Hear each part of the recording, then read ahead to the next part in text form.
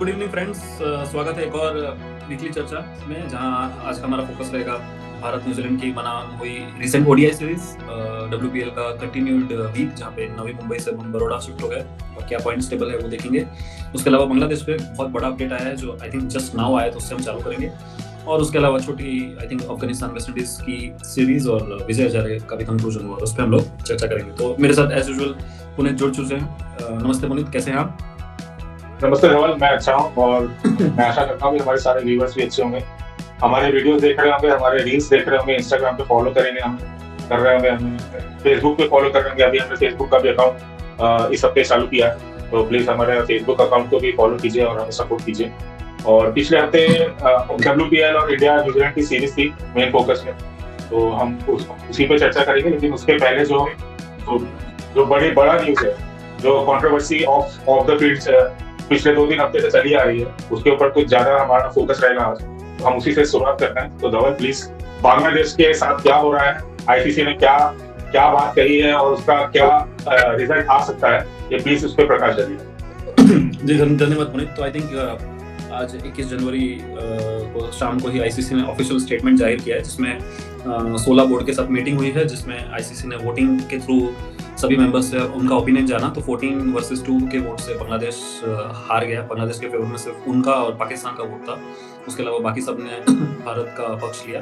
तो आईसीसी ने कोई क्रेडिबल थ्रेट्स ना होने की वजह से बांग्लादेश की वेन्यू स्वैप की मांग को रिजेक्ट किया है और उनको अब 24 घंटे दिए हैं। If Bangladesh doesn't comply with those guidelines, तो आई थिंक कल तक हमें बांग्लादेश ऑफिशियली बाहर होते हुए दिखेगी और उनको रिप्लेस करती हुई स्कॉटलैंड दिखेगी। तो ये ऑफिशियल कंफर्मेशन है, अभी कोई हमें सोर्सेज या उसको पूछने की जरूरत नहीं है। आईसीसी से कंफर्मेशन है, जो मुझे लगता है कि बहुत पहले आ जाना चाहिए। आई थिंक अब तो सिर्फ 15 दिन ही रह गए, तो चलिए, पर देर आए दुरुस्त है। और जो अच्छा जस्टिफिकेशन आईसीसी से मुझे मिला है, आई थिंक ग्रुप स्वैप और वो सब बहुत सारी चर्चा हुई कि इसे मापदंड बना के फिर फ्यूचर में भी टीम्स यही करेंगे कि चलो नहीं सेट हो रहा तो चलिए हम लोग सिक्योरिटी का बहाना देके आईसीसी पे दबाव डालते हैं। मुझे लगता है कि काफी अच्छा ये डिसीजन आईसीसी का रहा है, जो मेरे हिसाब से 10 दिन पहले आ जाना चाहिए था, बट ठीक है, देर आए दुरुस्त है। आपकी क्या राय है पुनीत इस पूरे मसले पर, और क्या ये सही फैसला है, और क्या आप देख रहे हैं फ्यूचर? फैसला तो जैसे मैंने पहले भी कहा था कि यही फैसला आने वाला था, इसमें कोई दो राय नहीं थी। लेकिन आईसीसी ने बांग्लादेश क्रिकेट बोर्ड का भी बात रखा सबके सामने, और ऐसा नहीं है कि उसको जाने दिया और सारे क्रिकेटिंग मेंबर्स से वोटिंग करवाई। तो एक मतलब मेरे ख्याल से जरूरत नहीं थी इस चीज को, लेकिन अगर आप न्यूट्रल वे में अगर देखें तो ये बहुत सही डिसीजन लिया आईसीसी ने सबसे वोटिंग करवाने का। और सही, इसके अंदर भी हमें पता है कि सिर्फ पाकिस्तान के अलावा और सबने इंडिया के बीसीसीआई के फेवर में वोट दिया, तो वो तो हमको पता ही था कि पाकिस्तान अभी भी बीसीसीआई का फेवर या इंडिया का फेवर करेगा नहीं। तो लेकिन अब जो आईसीसी ने जो फैसला ले लिया है, अल्टीमेटम दे दिया है बांग्लादेश को कि या तो आप T20 वर्ल्ड कप खेलें जहाँ पे शेड्यूल्ड है, या तो फिर हम स्कॉटलैंड के साथ आपको स्वैप कर देंगे। जो स्कॉटलैंड जो हाईएस्ट रेटिंग है, उसके बाद जो भी 20 टीम्स है उसके बाद जो हाईएस्ट रेटिंग है। ये काफी सही फैसला है, और ये फैसला जैसे आपने कहा कि काफी पहले आ जाना चाहिए था, लेकिन अच्छी बात है, देर आए दुरुस्त है। अभी भी शायद 20 या 25 दिन है वर्ल्ड कप को, तो अभी कोई देर हुई नहीं है।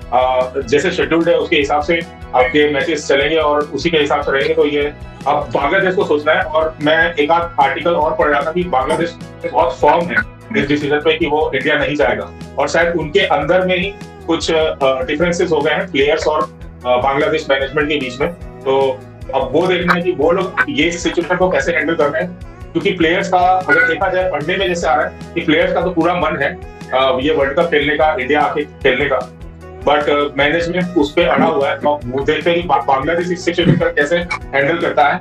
लेकिन अगर आईसीसी की बात की जाए तो उन्होंने बहुत ही अच्छे तरीके से हैंडल किया और बहुत ही न्यूट्रल तरीके से किया। ऐसा नहीं कि पूरी बात नकार दी उनकी, जो कर सकते थे वो वैसा किया, लेकिन अब जो डिसीजन है वो फाइनल है, उसके आगे बांग्लादेश को कुछ नहीं कर सकता।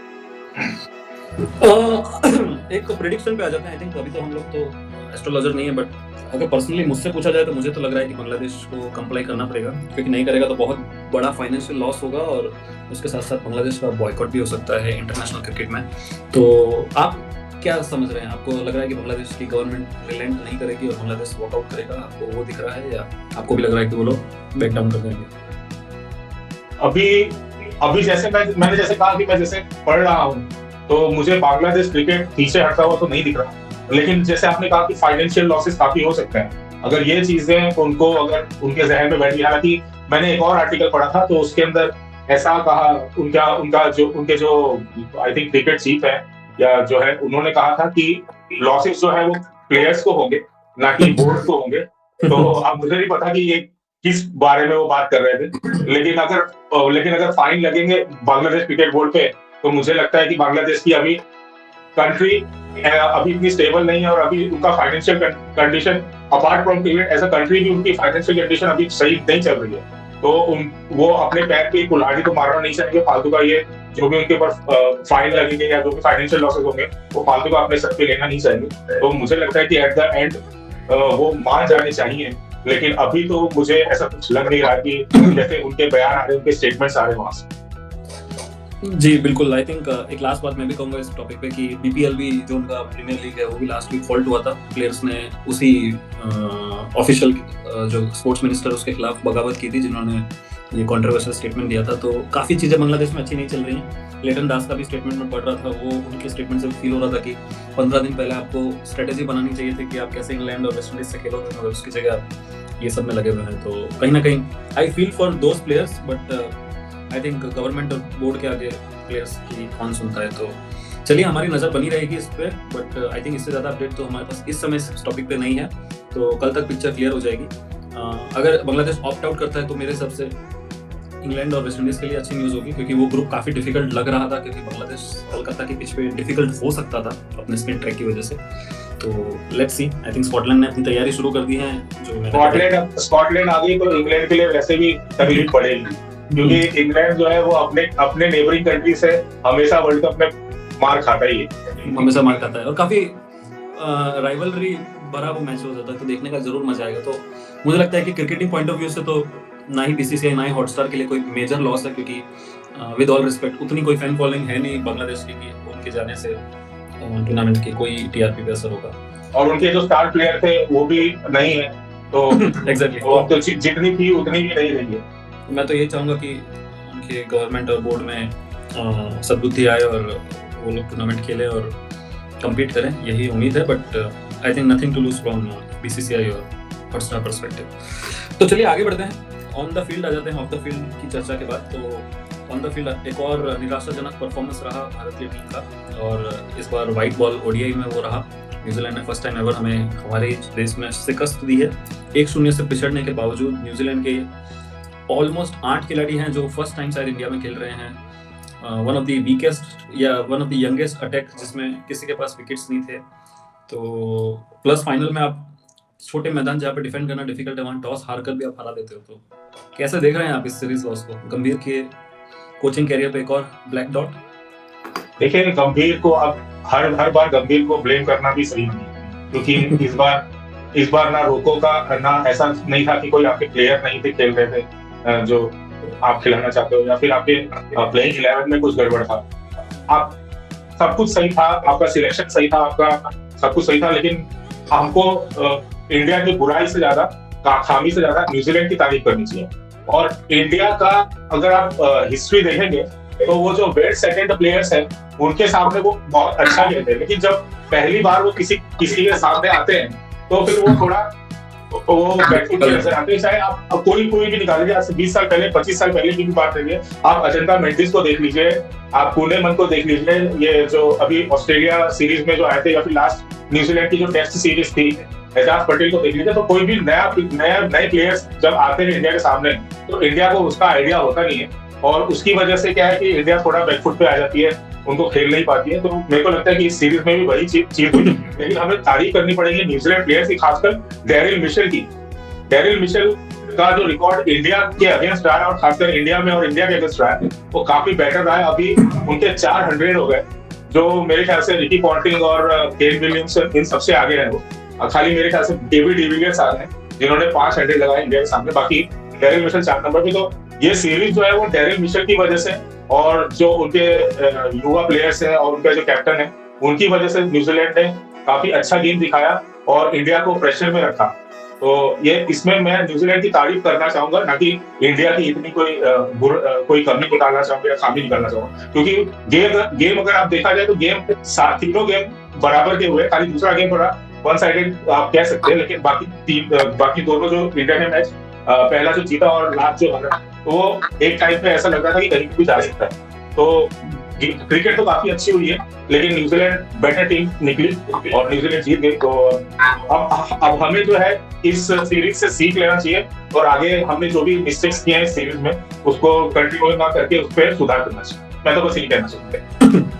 जी, काफ़ी सही बात है आपकी। मैं भारत के लिए थोड़े से पॉजिटिव्स बता देता हूँ। सबसे बड़ा positive no doubt Virat Kohli, बेहतरीन 90 बनाया उन्होंने यहाँ बड़ौदा में। राजकोट में मिस आउट कर गए, मगर अगेन एक फ्लॉलेस 100 चीज़ में जब तक वो थे एक फेंट होप था हमारे लिए। तो काफ़ी बड़ा पॉजिटिव मेरे लिए कोहली, और मेरे को तो कोई शक नहीं कि 2027 के वर्ल्ड कप में वो होने चाहिए, फिटनेस फॉर्म सब तरीके से। दूसरा पॉजिटिव मेरे लिए हर्षित राणा रहेंगे। बॉलिंग तो उनकी कैपेबिलिटी तो है ही, बैटिंग में भी काफ़ी अच्छा किया उन्होंने, खासतौर से वो कोहली के साथ पार्टनरशिप काफ़ी अच्छी थी, तो काफ़ी कॉन्फिडेंस देगा वो। और भारतीय मैनेजमेंट को भी कि 8 नंबर पर हर्षित को खिला सकते हैं, तो वो अच्छा पॉजिटिव था। नीतीश की बैटिंग तीसरे मैच में अच्छी थी, थोड़ा वो और बड़ा कर सकते थे, बट अच्छी बैटिंग उन्होंने किया। तो ये माइनर पॉजिटिव थे मेरे लिए। खाली प्रश्न चिन्ह रहेगा रविंद्र जडेजा। मैं तो कन्विंस नहीं हूँ कि वो हमारे व्हाइट बॉल में ओडीआई में अक्षर से आगे खेलने चाहिए। मेरे लिए अक्षर डेफिनेटली जडेजा से आगे रहेंगे। जडेजा की बैटिंग प्रोग्रेस तो मुझे नहीं याद है मैंने लास्ट उनकी कौन सी अच्छी ओडीआई की नहीं देखी थी, और बॉलिंग में भी अब वो इतना विकेट टेकिंग रहे नहीं। तो मैं तो यही चाहूँगा कि जब हम जून में वापस स्टार्ट करें अपनी ओडीआईज, तो अक्षर को लॉन्ग रन मिलना चाहिए। और एनीवेज आप साउथ अफ्रीका में अक्षर और जडेजा दोनों को नहीं ले जा पाओगे, तो शायद वो कॉल हमें लेना पड़ेगा। मुझे तो लगता है कि साउथ अफ्रीका में आप नीतीश को और हार्दिक पांड्या को खिलाओगे, ना ही इन दोनों। एग्जैक्टली। और अगर आपको एक ही स्पिनर खिलाना है तो आई थिंक कुलदीप से बेटर फिर आप अक्षर को ट्राई कर सकते हो, तो आपकी बैटिंग ऐसे भी बढ़ सकती है। तो वो भी ऑप्शंस रहेंगे भारतीय टीम के पास। मेरे हिसाब से जब सितंबर अक्टूबर आएगा, एक साल रह जाएगा, तब थोड़ी सीरियसनेस ज़्यादा आएगी ओडीआई में। तब शायद आपको हार्दिक भी दिखेंगे, बुमराह भी दिखेंगे, और हमारा इंसिडेंटली ऑल फॉर्मेट टूर भी है अक्टूबर में न्यूजीलैंड में, तो तब एक मौका रहेगा हमारे पास थोड़ा सा हिसाब चुकता करने का। तो उस पर हमारा फोकस बाद में रहेगा, मगर एक अच्छी कम्पिटिटिव सीरीज हुई। तो मुझे एक चीज मुझे थोड़ी सही नहीं लगी, उसके बारे में आपका क्या कहना है? ये लास्ट में जब प्रेजेंटेशन सेरेमनी हो रही थी, तब क्राउड से गंभीर हाय हाय का नारा आवाजें सुनने को मिली। इस पे कोहली का भी रिएक्शन आया, और भी काफी जो प्लेयर्स वहां पे खड़े थे उनका भी कुछ रिएक्शन आया। तो उसके बारे में क्या कहना है? मैं तो दुर्भाग्यपूर्ण कह सकता हूँ कि इंदौर जैसे नॉलेजेबल सिटी से मैंने नहीं एक्सपेक्ट किया था कि आप भारत के हेड कोच को एक बायलैटरल सीरीज जो 3 मैच की है तो कहीं भी जा सकती है, तो उसको हारने का ऐसा रिएक्शन तो मेरे तो समझ में नहीं आता, क्योंकि काफ़ी सारे फर्स्ट चॉइस प्लेयर्स भी नहीं थे। और आप खाली कोच को तो ब्लेम नहीं कर सकते, कप्तान भी उसमें जिम्मेदार होते हैं, सीनियर खिलाड़ी भी होते हैं, पूरा थिंक टैंक होता है, सेलेक्टर्स होते हैं। तो खाली कोच को आप just because he is a soft target, तो मुझे नहीं लगता कि मैं तो सहमत हूँ उस फुटिंग से एटलीस्ट। और अभी जब इतना बड़ा ओकेजन आ रहा है, वर्ल्ड कप आ रहा है 15 दिन में, तो मुझे लगता है कि हमें ज़्यादा समर्थन देना चाहिए, ना कि आपको हाय हाय या उसके नारे लगाने चाहिए। तो मैं तो बिल्कुल समर्थन देता। और आपने 3-0 से तो ये सीरीज हारी नहीं थी, ये डिसाइडेड था लास्ट वाला। और सामने वाली टीम, पूरी दुनिया आपको देख रही है, सामने वाली टीम भी वहीं मौजूद है, और आपको कम से कम सोचना चाहिए कि वर्ल्ड क्रिकेट, वर्ल्ड मीडिया इस पे क्या रिएक्ट करेगा। तो अगली बार जब ऐसा कुछ हो तो प्लीज ध्यान रखें, हमारे देश की इज्जत हमारे हाथ में ही और किसी के हाथ में। एग्जैक्टली। तो हम तो ज़्यादा एक्सपेक्ट करते हैं हमारे क्राउड और उससे, तो आशा करते हैं कि ये T20 सीरीज और वर्ल्ड कप में हमें फुल समर्थन मिलेगा, जो हमें देना चाहिए हमारे खिलाड़ियों को। और अभी जो हमारा करंट स्कोर भी चल रहा है काफ़ी अच्छा चल रहा है, तो T20 की तो पूरी टीम टचवुड काफ़ी अच्छे फॉर्म में है। बट T20 मेरे हिसाब से थोड़ा सा डिफिकल्ट फॉर्मेट है प्रेडिक्ट करना, क्योंकि कौन सा दिन किसका अच्छा जाएगा, यू नेवर नो। तो हमारी क्रिक वालों की बेस्ट विशेष तो रहेंगी सूर्य एंड गंभीर की ये सेना से, तो हमारी पल पल की निगाहें बनी रहेंगी। मगर हम अपना ये सेगमेंट खत्म करें उससे पहले हमारी लड़कियों के परफॉर्मेंस पर भी चले जाते हैं। WPL चल रहा है, काफ़ी एक्साइटिंग WPL चल रहा है। मैं मैचअप्स पे जाऊँ उससे पहले थोड़ा ओवरव्यू दे दूँ कि आई थिंक ये जो करंट चल रहा है, आई थिंक उसमें RCB हैज़ ऑलरेडी क्वालिफाइड, 5 के 5 मैच जीते हैं, डोमिनेट किए, बैट हो, बॉल हो, फील्ड हो, तो बहुत ही गजब परफॉर्मेंस चल रहा है। उसके अलावा बाकी सब टीमें अभी मिड पोजीशन में अटकी हुई हैं, और मुंबई तो 4 मैच हार गया है। मुझे भी याद है मुंबई का लास्ट टाइम 4 मैच हारा था, तो काफ़ी इंटरेस्टिंग टसल होने वाला है। मेरे को तो लग रहा है RCB डेफिनेटली 1 पे फिनिश करेगा, तो फाइनल डायरेक्टली जाएगा। उनको 3 में से एक ही मैच जीतना है, और शायद एक भी ना जीते तो भी पहुंच सकते हैं, उनका नेट रन रेट बहुत अच्छा है। तो आप कैसे देखेंगे WPL को इस स्टेज पे? और आपके लिए बाकी 2 फेवरेट्स कौन होंगे जो आरसीबी को नॉकआउट्स में ज्वाइन करेंगे? पहले तो मैं WPL की बात करूं, जैसे स्टार्ट हुआ था तो ऐसे तो लग रहा था कि भाई आरसीबी, एमआई और तीसरे टीम में ही डाउट था, क्योंकि आरसीबी एमआई जीत रहे थे, पहला 2 मैच आराम से जीत गए थे। आरसीबी ने वो मोमेंटम जारी रखा और अभी तक अनबीटन है, जो आरसीबीएंस के लिए काफी अच्छी बात है, क्योंकि मुझे नहीं याद है कि आरसीबी ने इतना अच्छा टूर्नामेंट कब स्टार्ट किया था कि वो एक भी मैच, पहला 5 मैच हो जाए और एक भी मैच ना हारी हो, चाहे वो मैच का हो या वुमेन्स का।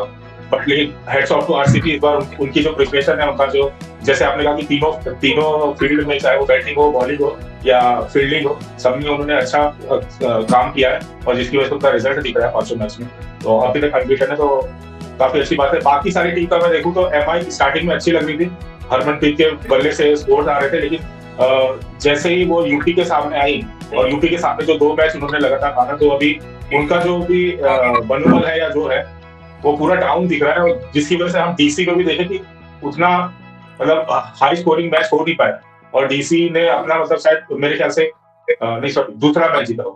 तो अभी मुंबई के लिए काफी कुछ सोचने की बात है, क्योंकि अभी देखा जाए तो मुंबई, यूपी, गुजरात ये और दिल्ली, ये तीनों ने 2-2 मैच तो जीत लिए, लेकिन सबसे खराब हालत मैं कहूंगा मुंबई की है, क्योंकि वो लास्ट 3 मैच हार चुकी है लगातार, तो उनका मनोबल जो है वो काफी डाउन है अभी, और वो इसके आगे क्या करती है क्या नहीं करती है, ये अब मुंबई के लिए बहुत सारे सवाल हैं, उनको उसका जवाब ढूंढना पड़ेगा।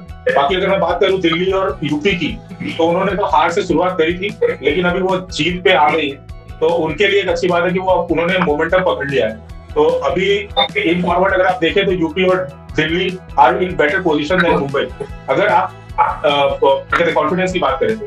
और बाकी गुजरात के साथ भी सेम हाल हुआ, उन्होंने स्टार्टिंग के 2 मैच जीते और बाद में वो लगातार 3 मैच हार गई। तो गुजरात और मुंबई को अभी बहुत कुछ सोचना है, बहुत कुछ होमवर्क करना है, और यूपी और दिल्ली जो स्टार्टिंग में हारते आ रही थी, उन्होंने होमवर्क किया और उन्होंने कमबैक किया। तो अभी तो मुझे लग रहा है कि आरसीबी, यूपी और डीसी ये तीनों टीम जो है वो आगे बढ़ती हुई नजर आ रही है, लेकिन ये WPL है, T20 गेम है, आप कुछ नहीं कह सकते, लेकिन फिलहाल का अगर पोजीशन देखें तो मुझे तो ये 3 टीम ही दिख रही है आगे आपके नॉकआउट्स में। जी बिल्कुल, आई थिंक आरसीबी तो जैसा मैंने कहा 90% कंफर्म है कि फर्स्ट पे फिनिश करके डायरेक्ट फाइनल खेलेंगी, और फिलहाल सेकंड पे मुंबई दिख रहा है, मगर पॉइंट्स टेबल पे एक एक्स्ट्रा मैच खेल लिया है। The only advantage Mumbai has कि उनका एनआर अभी भी पॉजिटिव है apart from the other 3 teams, तो अगर एनआर पे अटकता है तो कहीं ना कहीं मुंबई के पास एक कुशन है, तो वो एक चीज़ पॉजिटिव है। बाकी इसके अलावा आई थिंक मुझसे भी अगर आप पूछोगे तो इस समय तो मैं दिल्ली यूपी को बैक करूंगा। तो कल इंपॉर्टेंट मैच है जीजी और यूपी का, और डीसी और आरसीबी का भी है फिर सैटरडे, तो आई थिंक ये 2 मैचेस काफ़ी क्रिटिकल होंगे इन तीनों टीम्स के लिए। तो काफ़ी इंटरेस्टिंग हो गया WPL, और जब तक हम अगली बार चर्चा करेंगे तो आई थिंक हमको शायद सेकंड टीम का आइडिया लग जाएगा, तो काफ़ी इंटरेस्टिंग रहने वाला है WPL का ये भी। और जैसा आपको पता है जब भारत के अंतर्राष्ट्रीय T20 होंगे उस दिन WPL नहीं होगा, तो एक और अच्छी पहल BCCI की, तो क्राउड डिवाइड नहीं होगा, तो आज जैसे WPL नहीं है। तो अभी भी काफ़ी सारे ट्विस्ट एंड टर्न्स बाकी हैं WPL में, और आई थिंक MVP की बात करें तो सोफी डिवाइन अभी सबसे ज़्यादा इम्पैक्ट के साथ आगे चल रही है, 149 रन्स बनाए हैं, 9 विकेट्स लिए हैं। नेट सिवेर ब्रंट ने भी काफ़ी रन्स बनाए हैं, 219 बनाए हैं और 7 विकेट लिए हैं, और नदीना क्लार्क ने भी 10 विकेट लिए हैं, तो और इवन लॉरेन बेल ने 9 विकेट लिए हैं। और उनकी सबसे इंटरेस्टिंग अच्छी बात रही है कि उनका इकोनॉमी बहुत कम रहा है, तो वो भी पावर प्ले में उन्होंने ज़्यादातर बॉलिंग की है, तो काफ़ी अच्छी फॉरेन परफॉर्मेंस देखने को मिल रहा है। और भारत से भी आई थिंक शेफाली अच्छा कर रही है, हरमनप्रीत कर रही है, स्मृति मंधाना ने ज़्यादा रन भले ही ना बनाया हो एक इनिंग के अलावा, मगर ऑन द फील्ड काफ़ी अच्छे से लीड कर रही है, तो ओवरऑल काफ़ी इंटरेस्टिंग है। आई थिंक श्रेयंका पाटिल ने 5 विकेट लिए हैं, और उसके अलावा आई थिंक ये कल जमीमा ने काफ़ी अच्छा चेस किया मुंबई के सामने, वो एक और चेस की याद दिला दी जो उन्होंने ऑस्ट्रेलिया के सामने किया था, इतना डिफिकल्ट तो नहीं था मगर फिर भी काफ़ी अच्छा था। हरलीन देओल ने आई थिंक काफ़ी अच्छा कमबैक किया आफ्टर रिटायर आउट, तो काफ़ी सारे अभी भी टैलेंटेड खिलाड़ी हैं, तो निगाहें बिल्कुल बनी रहनी चाहिए, और आई थिंक इस वीक के एंड तक थोड़ा आइडिया क्लियर हो जाएगा। तो फिलहाल तो आई थिंक पोल पोजीशन पे तो आरसीबी है, सेकंड पे मुंबई, और उसके नीचे फिर आपको यूपी, दिल्ली और गुजरात दिखेगा। गुजरात का नेट रेट बहुत खराब है, तो गुजरात के लिए तो टेक्निकली सारे मैच अप्रूव आई है। तो आई थिंक यही WPL पे हमारी अपडेट थी। इसके अलावा अफगानिस्तान वेस्ट इंडीज की एक सीरीज चल रही है जिसमें अफगानिस्तान ने already first match West Indies को क्रश कर दिया है काफ़ी बड़े मार्जिन से, और सेकंड मैच आज चल रहा है। तो अफगानिस्तान के लिए अच्छी प्रिपरेशन है वर्ल्ड कप से पहले। सारे मैच शारजा में हो रहे हैं, और सारे मैच दुबई में हो रहे हैं, और देखते हैं वेस्ट इंडीज़ कैसा कोप अप करता है आज के मैच में। और इसके अलावा विजय हजारे ट्रॉफी कंक्लूड हुआ जिसमें विदर्भा ने फाइनल में सौराष्ट्र को मात दी, तो काफ़ी इंटरेस्टिंग वो फाइनल भी रहा। काफ़ी बड़ा चेस था जिसको सौराष्ट्र ने स्पिरिटेडली चेस करने की कोशिश की, मगर पीछे रह गए। तो ये थी कुछ बाकी cricketing updates apart from the main updates जो मैंने आपके साथ शेयर की। तो एनी क्लोजिंग रिमार्क्स पुनीत जो आप शेयर करना चाहें? क्लोजिंग रिमार्क्स तो यही है, लास्ट वीक जैसे हमने बात की क्रिकेटिंग फील्ड की बात की, ऑफ द फील्ड भी काफी सारी चर्चाएं रही। जैसे WPL में आपने हरली दिवस की बात की, हमने BPL में भी देखा कुछ रिटायर्ड आउट के बारे में काफी चर्चाएं हुई थी। कुछ सिंगल डिनाई करने पे भी चर्चा हुई। हाँ, कुछ सिंगल डिनाई करने पे हुई थी BBL में काफी चर्चा रही थी, और WPL में हरली दिवस को लेकर रही थी। तो ये जो रिटायर्ड आउट है इसके बारे में आपकी क्या राय है और आप इसको कैसे देखते हैं? ये एक सही डिसीजन है रिटायर्ड आउट करना कि ये गेम जो है उसको मतलब हैम्पर करता है ये जो डिसीजन है, आप इसको कैसे देखते हैं? जी पर्सनली मैं फैन हूँ रिटायर आउट का, कि वो आपको एक नया और फ्रेश अप्रोच देने का ट्राई करते हैं। हरलीन देओल वाले केस में मैं नहीं सहमत था। उसके पीछे रीजन था कि वो 37 गेंद में 47 से 48 रन की थी, जो बहुत स्लो इनिंग नहीं है T20 में मेरे हिसाब से। T20 IW वुमेन्स में बात करूँ, और उसके बाद यही हुआ कि यूपी पूरी तरह कलेप्स कर गया। तो कहीं ना कहीं ये अच्छी नीति है जो अश्विन ने हमें बताया है, और अच्छे से यूज की जाए तो काफी अच्छा है। बट हाँ, अगर आप सेट बैटर को वापस ला रहे हैं तो आई थिंक वो आप एक गैम्बल कर रहे हैं, क्योंकि सेट बैटर कभी ना कभी तो वो अपना फॉर्म या वो अपना टच दिखाएगा कि कितनी गेंदें खेली हैं। तो वो मेरे हिसाब से एक हाई रिस्क गैम्बल है, जो आई थिंक बाद में वो जो कोच हैं उनके उन्होंने भी एडमिट किया था कि कहीं ना कहीं ही गैम्बल्ड, ही मिस कैलकुलेटेड। तो आई थिंक कैलकुलेशन इसमें इंपॉर्टेंट रहेगा, थोड़ा गट फीलिंग पे भी जाएगा। तो नो डाउट हम लोग भी फुटबॉल के डायरेक्शन में बढ़ रहे हैं जहाँ पे coaches will have now more power. वहाँ पे भी फुटबॉल में खिलाड़ी रिटायर्ड आउट होते हैं, सब्स्टिट्यूट होते हैं। तो यहाँ पे सब्स्टिट्यूट तो नहीं है, मगर रिटायर्ड आउट आई थिंक एक ऑप्शन है। तो मेरे हिसाब से प्रोएक्टिव है, बट हाँ आई थिंक आप उसको just for the sake of it करने के चक्कर में sometimes it can backfire also. तो मेरे हिसाब से थोड़ा सा संभल के यूज करना is the better approach, is what I feel. आपका क्या मानना है? मेरा मानना है कि या तो इसको मत रखो, और अगर आप रख रहे हो, जैसे आप बैटर्स के लिए रख रहे हो कि भाई बैटर स्लो खेल रहा है, वो रन नहीं मार पा, तो आप उसको रिटायर्ड आउट कर देते हो, दूसरे प्लेयर को भेज देते हो, और वो उसका भी पता नहीं है कि वो कैसा खेलेगा। तो सेम चीज आप बॉलर्स के लिए भी कर सकते हो। मान लो अगर एक ओवर में उसको 3 ओवर में 3 छक्के या 15-16 रन पड़ गए, तो हम उसको हटा के दूसरे को भी बॉलिंग दे सकते हैं। अगर आप बैटर के लिए कर रहे हो तो आप बॉलर के लिए करो, अगर नहीं करना तो दोनों के लिए मत करो। मेरा तो यही मानना है कि भाई होना चाहिए तो दोनों जगह होना चाहिए, नहीं तो नहीं।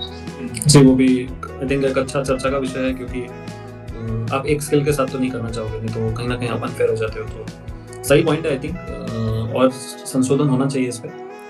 मगर शायद ICC रोक तो नहीं पाएगा रिटायर आउट, क्योंकि अगर आपने रिटायर आउट रोकने की ट्राई किया तो फिर हम अफगानिस्तान का वर्ल्ड कप में देखा है, ऋषभ पंत का देखा है, तो खिलाड़ियों के पास और तरीके होंगे रिटायर आउट होने के, तो उसकी तो कमी नहीं रहेगी। तो मुझे लगता है कि ICC को फ्लेक्सिबल होना चाहिए इस मामले में, और काफ़ी अच्छी अप्रोच रहेगी अगर इस मामले में आगे सोच बढ़ती है तो।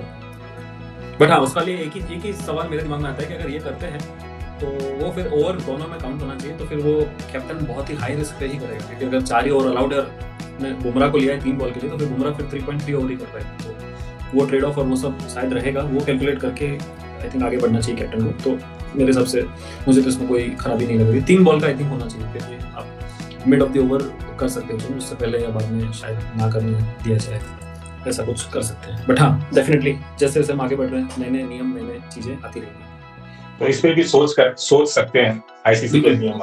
बिल्कुल आई थिंक MCC को डेफिनेटली इस पे एक थिंकिंग तो बनती है।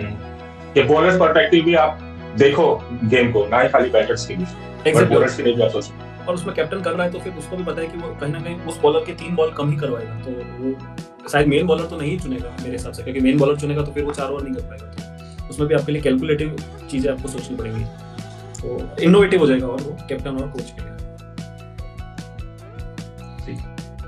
Okay, any other closing things? क्या आप हमारे दर्शकों के लिए ट्रिविया लाए हैं? इस बार तो मैं ट्रिविया लाया नहीं हूँ, लेकिन पिछली बार मैंने आपसे ट्रिविया पूछा था, तो प्लीज उसका आंसर बताएं। ट्रिविया ये था कि जैसे नंदिनी शर्मा ने शुरुआत की है इस आईपीएल की हैट्रिक लेके, तो बाकी वो तीसरी प्लेयर है। तो बाकी 2 प्लेयर्स का नाम मैंने पूछे थे, तो धवल आप प्लीज हमारे ऑडियंस को बताएं बाकी 2 players। जी, मेरे पास नाम की पुष्टि तो नहीं है, बट मैं वाइल्ड गेस करूंगा कि एक नाम दीप्ति होना चाहिए, ठीक है। और सही है। दूसरा शायद मे बी मैं ओपनिंग बॉलर के साथ जाऊंगा, मे बी झूलन। झूलन ने कभी WPL खेला है? अच्छा, झूलन ने नहीं खेला है, तो फिर मैं रेणुका के साथ जाऊंगा। नहीं, एक्चुअली वो इंडियन है ही नहीं, वो अच्छा। है ईसी वॉन्ग। ईसी वॉन्ग वो इंग्लैंड के लिए खेलती है, और उन्होंने मुंबई इंडियंस के लिए लिया था हैट्रिक, शायद पहले आईपीएल में लिया था वो जगह। तो ईसी वॉन्ग, और दूसरी थी दीप्ति शर्मा, और तीसरी नंदिनी शर्मा। दीप्ति शर्मा तो बहुत इजी गेस था, क्योंकि ज्यादातर रिकॉर्ड्स में होता ही है। तो चलिए इस वीक का ट्रिविया मैं पूछ लेता हूँ, अभी जस्ट बनाया है मैंने। आई थिंक हम लोग एक इंटरेस्टिंग चीज देखने जा रहे हैं, जहाँ पे शायद बांग्लादेश रिप्लेस हो सकती है ड्यू टू दिस वेन्यू और कंट्री इश्यू जो चल रहा है। तो क्या ऐसा कोई प्रीवियस वर्ल्ड कप याद है आप लोगों को जहाँ पे कोई ऐसी टीम ने फॉरफिट किया था, और क्या वो रिप्लेस हुई है, या ये शायद फर्स्ट इंस्टेंट हो? आपको बताना है कि अगर ऐसा हुआ है तो कौन सी टीम थी, और अगर ऐसा नहीं हुआ है तो ये पहला है कि नहीं। तो ये मेरा सवाल रहेगा। याद आ रहा है मुझे कुछ, लेकिन धुंधला से। अगले मंडे हम लोग चर्चा करते हैं। ठीक है। धन्यवाद हमारे साथ जुड़ने के लिए, और हम अगले हफ्ते फिर जुड़ेंगे। तब तक हमारे पास कंफर्म 20 पार्टिसिपेंट्स हो जाएंगे वर्ल्ड कप के, और इंडिया न्यूजीलैंड की T20 सीरीज और WPL आगे बढ़ती होगी। तो धन्यवाद, नमस्ते। नमस्ते।